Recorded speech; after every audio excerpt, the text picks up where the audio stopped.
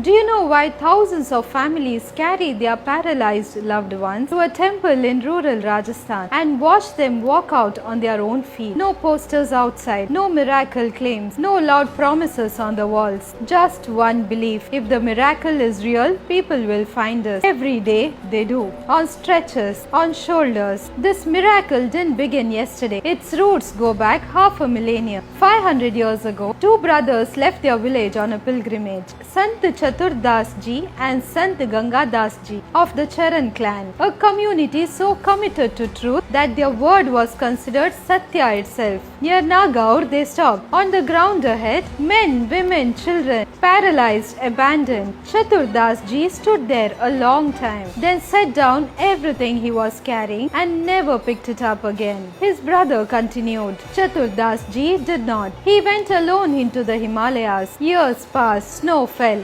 Silence became his only company until one day the silence answered back. Ask. He didn't ask for power, not for moksha. Give me their pain, he said, and give them back their legs. A Charan's word cannot be broken. He returned to Butati village with nothing. No mandir, no money, no followers. He sat under the open sky and waited. They always came. For 500 years, people who arrived unable to move have left walking. The mandir does not explain it, it simply continues. When you arrive at Butati Dham, there is no doctor waiting. Just one Vidhi unchanged for 5 centuries. Every morning and evening, the Sapta Parikrama, 7 circumambulations, 7 days, no shortcuts. Babhuti from the Akhand Jyoti, burning here for 500 years, mixed with mustard oil and pressed into the limbs medicine had given upon. A moli tied to the wrist, 7 knots, 1 for each day of seva. The mandir asks one more thing. Don't stop your treatment. Come here alongside it.